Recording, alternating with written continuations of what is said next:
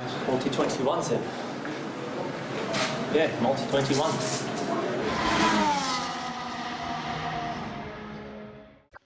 Bonjour à tous et bienvenue sur Multi-21. Ça y est, la saison 2020 commence enfin et elle ne commence pas par un Grand Prix, elle commence directement par la Silly Season. Et pour en parler aujourd'hui avec moi, Paul Perardel. Paul, comment vas-tu ? Très bien, très bien. Pierre Meslay. Pierre, comment vas-tu ? Très bien, salut à tous. Et Aurélien Attard. Aurélien, comment vas-tu ? Je me porte comme un charme. Alors messieurs, nous sommes là aujourd'hui pour évoquer ce qui s'est passé durant ce mardi 12 mai, jour auquel nous enregistrons ce podcast, c'est-à-dire l'annonce de la séparation entre Sébastien Vettel et Ferrari à l'issue de la saison. Alors avant d'évoquer évidemment tout ce que ça va entraîner, petit rappel des faits si vous le voulez bien. Déjà en 2019, Ferrari accueille un nouveau pilote, Charles Leclerc, donne comme instruction qu'il n'y aura pas de leader dans l'équipe. Au final, beaucoup de friction pendant la saison. On se rappelle que pour la première fois de l'histoire, deux Ferrari se sont accrochés en course au Brésil. Leclerc termine devant Vettel à la fin du championnat du monde. Et un mois plus tard, se voit prolonger non seulement avec une augmentation de salaire, puisqu'il passe de 2 millions à 9 millions d'euros par an, mais en plus pour 5 ans jusqu'à fin 2024. Pendant ce temps-là, Vettel voyait son contrat se terminer en 2020 avec un contrat de 35 millions d'euros, c'est pas rien, et ça va avoir une importance, on va en reparler après. Et n'avait qu'une proposition d'un an plus un en option sur la table, avec un salaire drastiquement à la baisse et un statut identique à celui de Leclerc, comme c'est le cas en 2019, année où son jeune coéquipier l'a dominé. On avait déjà prévenu dans différents podcasts, notamment en début de saison 2019, que Vettel n'aimait pas trop avoir un jeune coéquipier dans les pattes, que ce soit Ricciardo ou Leclerc, ça s'est mal passé, alors qu'avec des Weber et des Raikkonen, c'était beaucoup plus simple. Et du coup, ce jour-ci, ce mardi 12 mai, rupture de contrat à la fin de la saison, Ferrari devra engager un nouveau pilote. Et alors là, je me tourne vers vous, messieurs, et en priorité vers Paul. Paul, avec tes informations, qui sera le prochain pilote, selon toi, de la Scuderia Ferrari ? Alors, c'est sans doute le scénario le plus probable, celui qui est sur la table depuis déjà très longtemps, ça fait bien un an qu'on l'évoque. Vis-à-vis des fins de contrat qui arrivent pour pas mal de pilotes sur le plateau, la plus forte probabilité, c'est Carlos Sainz Jr. en rouge en 2021. Pourquoi ? Eh bien parce qu'il est en fin de contrat chez McLaren, que le renouvellement de son contrat a un petit peu tardé, et du coup il a jamais caché qu'il n'était pas plus attaché que ça à McLaren. Il s'y sent bien, on voit que c'est délire avec Lando Norris, qu'il y a une bonne ambiance, mais McLaren, même si c'est sur la pente ascendante, c'est pas une voiture qui sera championne du monde l'année prochaine ou les années suivantes sans doute. Donc la plus forte probabilité, c'est Carlos Sainz. En plus, le cachet derrière le contrat ne sera pas trop douloureux pour Ferrari. Donc c'est la solution de la logique et un petit peu du cœur quand même, parce que Carlos Sainz, c'est quelqu'un qu'on aime bien. Et du coup, si Carlos Sainz va chez Ferrari, il faudra le remplacer chez McLaren. C'est ça. Et là, par contre, on est un petit peu plus sur les rumeurs, mais a priori, en fait, Ricciardo aurait déjà un contrat McLaren depuis quelque temps, du fait que ça aurait traîné en fait avec Carlos Sainz, et que du coup notre cher Daniel l'Australien que tout le monde aime, moi le premier, partirait du coup chez les Oranges à la fin de la saison prochaine et laisserait Renault du coup orpheline du meilleur sourire du plateau. Exactement, et puis Renault, on en reparlera après, mais pour l'instant, ce qui nous concerne, c'est Ferrari. Effectivement, ça serait un jeu de chaise musicale. Un autre cas de figure, et là je vais me retourner vers toi, Pierre, c'est de faire appel à des grands noms du passé, des pilotes qui ont déjà été champions du monde. Bah écoute, si tu prends un petit peu chez Ferrari, on a eu Alonso qui était double champion du monde, il y a eu Vettel donc du coup qui était 4 fois champion du monde. Les deux n'ont malheureusement jamais réussi, même s'ils s'en ont vraiment approché, mais ils n'ont jamais réussi à être champions avec Ferrari. Pourquoi pas Hamilton en rouge ? C'est une rumeur qui revient assez régulièrement. Personnellement, je pense qu'il est bien chez Mercedes et je pense qu'il finira avec Mercedes. Je pense que on verra si je me trompe, mais enfin moi la rumeur Ferrari me semble très peu probable. Et sinon, mais là c'est plus du troll. Retour d'Alonso en 2021 chez Ferrari, mais À mon avis, c'est plus, comment dire, un désir pieux de ses fans que ce qui risque réellement de se passer. Effectivement, du coup, on embrasse Louis qui est pas avec nous, mais qui fait partie des gens qui veulent un retour de Fernando Alonso en F1. Et c'est vrai que, étant donné qu'il avait annoncé un retour en 2021 de façon assez mystique l'année dernière, là, comme par hasard, on a un jeu des chaises musicales. Alors lui savait très bien que, comme l'a rappelé Paul, il y a beaucoup de pilotes qui sont en fin de contrat en 2020, mais Ferrari, c'est plus une arlésienne qu'autre chose. Et puis, il y a un troisième cas. Et si Ferrari allait puiser dans son vivier de jeunes pilotes? Aujourd'hui, on a 11 pilotes qui font partie de la Ferrari Driver Academy, dont 5 en Formule 2, plus un jeune pilote en F1. Aurélien, est-ce qu'on peut aller puiser là-dedans pour Ferrari? Ah bah écoute, ça serait la solution la plus logique, au final, d'aller piocher dans son vivier de jeunes pépites, d'autant bien sûr que tu l'as dit que voilà, des jeunes pilotes, ils en ont vraiment à l'appel. Le programme Ferrari, c'est le programme qui compte le plus de membres. Et parmi ces membres, bah écoute, le choix le plus logique serait celui de Robert Schwartzman, qui devait évoluer cette année en Formule 2, qui est le champion en titre de la nouvelle Formule 3. Schwartzman, qui est un très bon pilote, pour l'avoir vu en Formule 3, il a vraiment dominé ce championnat de la tête et des épaules. Mais par contre, voilà, problématique, c'est que ces jeunes pilotes, ils n'ont pas de super licence. Et pour conduire en Formule 1, il faut obligatoirement une super licence. Donc il faudrait qu'une saison de Formule 2 se tienne pour voir des Schwartzman ou des autres aussi. On peut évoquer bien sûr le cas de Mick Schumacher. Alors le fils Schumacher dans une Ferrari, ça serait vraiment une image incroyable. Bon, malheureusement, Mick Schumacher n'a pas vraiment le talent de son père, ou en tout cas il ne l'a pas vraiment démontré jusqu'à présent, parce que en Formule 3 il a galéré pour être champion. En Formule 2, sa première saison était vraiment pas folichonne. Donc personnellement, je suis pas certain que ce programme puisse fournir un pilote en 2021. Et le cas de Giovinazzi, est-ce que tu y crois ou c'est... Écoute, j'ai envie de te dire non, point, mais on va essayer quand même un petit peu d'élaborer. Giovinazzi, alors bien sûr, il a des liens très étroits avec Ferrari. Un Italien dans une Ferrari, c'était pas arrivé depuis Fisichella, il me semble, en 2009. Donc ça commence à faire un petit peu de temps. Mais bon, voilà, Giovinazzi, c'est pas un pilote très impressionnant. Il s'est fait tordre un petit peu par Raikkonen cette année, alors que Raikkonen, il a limite 50 ans. Donc voilà, c'est pas, malheureusement, c'est pas une bonne pub là qui se fait, Giovinazzi. C'est déjà très très bien qu'il soit encore en Formule 1 chez Alfa Romeo, et vaudrait mieux qu'il y reste chez Alfa plutôt que d'aller chez Ferrari. D'ailleurs, tu parles de Schwartzman, on parle beaucoup de Schwartzman chez Alfa Romeo l'an prochain, si jamais il arrive à performer en F2 cette année, donc c'est aussi un danger de plus pour Giovinazzi. Alors si on revient sur Sébastien Vettel désormais, Vettel a deux choix devant lui. Le premier, c'est remplacer son remplaçant, si on peut dire, avec un jeu de chaise musicale. Le deuxième, c'est d'aller à la retraite. Je vais me tourner vers Pierre. Vers quelle option tu te tournes pour Sébastien Vettel?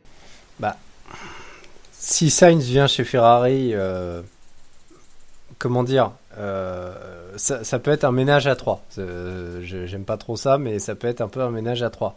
Si Sainz va chez Ferrari, Ricciardo irait chez McLaren. Donc en toute logique, Vettel pourrait aller chez Renault vu qu'il y aurait une place de libre. Le scénario peut changer, il peut sinon se retrouver chez McLaren. Il y a la piste Alfa Romeo, on se souvient que quand il a démarré c'était chez BMW Sauber, donc là chez Alfa la boucle serait bouclée, ou alors tout simplement retraite pour Vettel. D'ailleurs, je rajoute à ton hypothèse Renault qu'on est dans une période où on n'a pas signé encore les accords Concorde. On est dans une période où, avec le coronavirus, on n'a pas eu de course, donc les budgets ne sont pas bouclés. Et pour l'instant, les écuries ont estimé leur budget 2021 par rapport au budget 2019 et au budget 2020. C'est-à-dire qu'on a estimé à peu près les budgets pour les enveloppes pour les salaires des pilotes par rapport à ce qu'on avait avant. Et une des seules écuries à avoir un pilote au-dessus des 30 millions d'euros aujourd'hui dans son roster, c'est Renault avec Ricciardo. Donc ça pourrait fitter encore une fois avec Sébastien Vettel. Paul, pour toi, retraite ou retour dans une autre écurie? Je sais pas, c'est compliqué à dire. Je le vois pas finir chez chez Alfa Romeo, comme l'a fait Raikkonen. Pour moi, soit il restera dans une écurie compétitive, donc ce sera Renault, et je mets des guillemets sur compétitif et ça me fait mal de les mettre. Soit sinon, effectivement, ce sera la retraite. Et vu le personnage, sa discrétion sur sa vie privée et sa discrétion globale, hein, c'est que même s'il est un peu déconneur sur les bords, c'est pas non plus celui qui va faire le pitre sur le podium.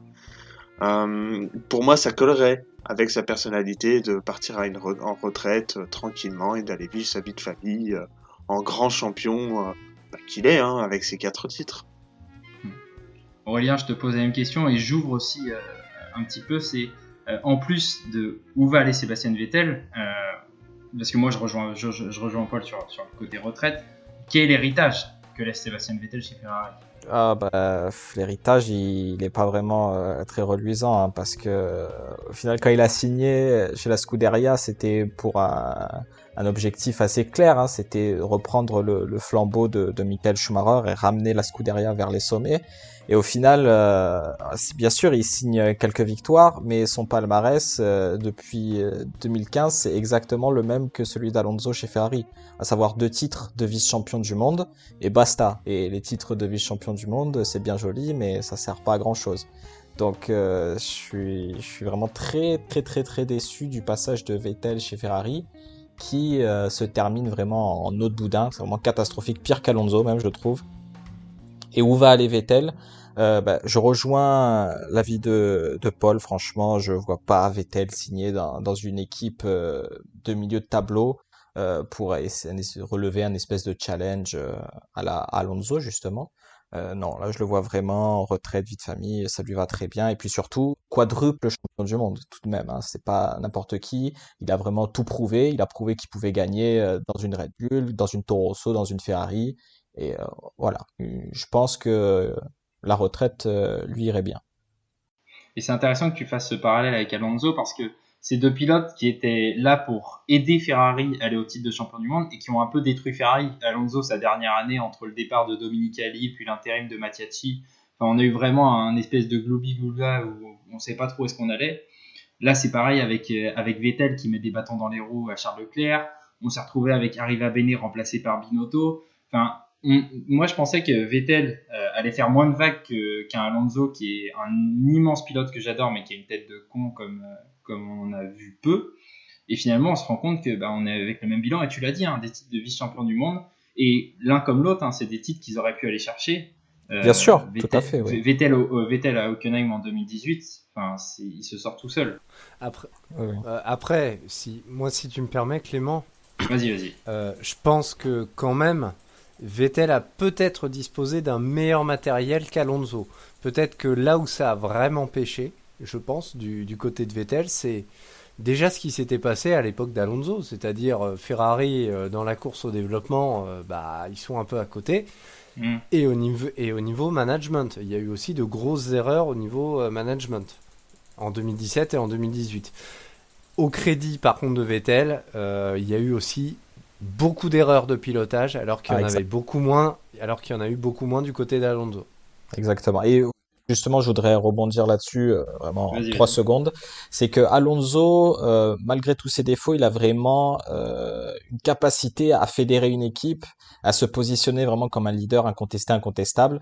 Ce que Vettel, franchement, j'ai pas vraiment l'impression de retrouver ces mêmes qualités chez lui. Alors certes, c'est un très bon pilote, mais il suffit de le mettre face à un pilote de sa trempe, on va dire, ou capable de faire des bonnes choses, à l'instar de Leclerc, et puis voilà, Vettel se liquéfie véritablement sur place, et ça produit donc, comme Pierre l'a dit, des erreurs de pilotage, des têtes à queue, des crashs stupides, et puis voilà, pour un quadruple champion du monde, c'est vraiment impardonnable ça.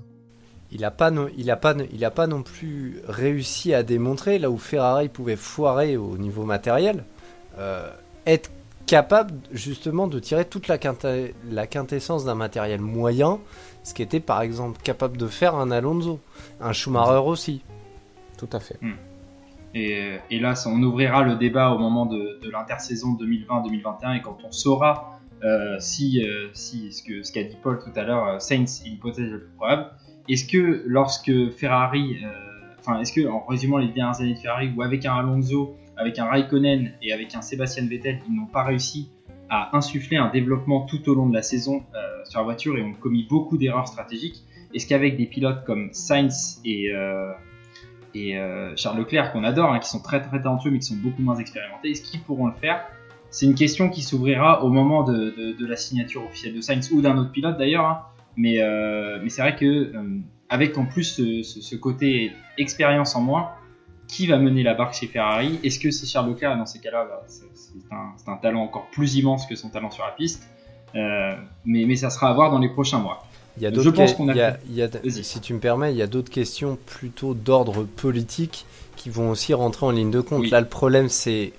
Enfin, l'un des problèmes, j'aurais tendance à te dire, c'est l'héritage de Marchion. Parce qu'actuellement, ça végète, etc. Chacun veut un peu sa part du gâteau. Marchion, en prenant la suite de Montezemolo, avait vraiment réussi à faire quelque chose où c'était plutôt fixe. Là, on se rend compte que depuis, ça part un peu tous azimuts, quoi. Donc, c'est aussi un paramètre à prendre en compte. Je pense. C'est une belle conclusion. Est-ce que l'un d'entre vous a quelque chose à rajouter par rapport à cette annonce fracassante de la fin de Vettel chez Ferrari? Ça va être compliqué. On va pas se mentir, ça va être compliqué. Il y a un gros sujet qu'on n'a pas évoqué parce que ça a pas d'impact direct sur le choix du pilote, mais ça va être les budgets capés. Oui. Est-ce que Ferrari va être capable de fonctionner avec la moitié de son budget, comme l'a évoqué Pierre, avec un Sainz et tout ça? Le salaire est pas compris dans le budget capé. C'est pour ça qu'on n'en a pas parlé jusqu'à présent. Malgré tout, sur le fonctionnement global de l'écurie, est-ce que ça va marcher? Ça reste à voir. Il y a beaucoup de choses, beaucoup de questions qui se posent et qu'on verra du coup en 2021-2022. Et d'ailleurs, tu me permets de faire une ouverture à propos des budgets capés. N'oubliez pas d'aller sur le site de multi21.fr puisque notre ami Louis a fait un premier sujet sur les budgets capés. Il y en a un deuxième qui va arriver dans peu de temps aussi sur l'importance de ces budgets-là, sur les répercussions sur le paddock et notamment sur une écurie comme Ferrari qui fait partie des récalcitrants. Et tu fais bien de l'évoquer, on entre dans une période où il y a beaucoup de flou et Ferrari va faire partie des écuries les plus impactées. Messieurs, je vous remercie pour votre intervention concernant Sébastien Vettel, concernant le futur du deuxième baquet de la Scuderia Ferrari, concernant un peu tout ce qui va se passer lors de cette season qui s'annonce absolument magnifique, peut-être plus que la saison réelle, vu comme on est parti avec peut-être 11 ou 12 Grands Prix, ça ne sera pas difficile.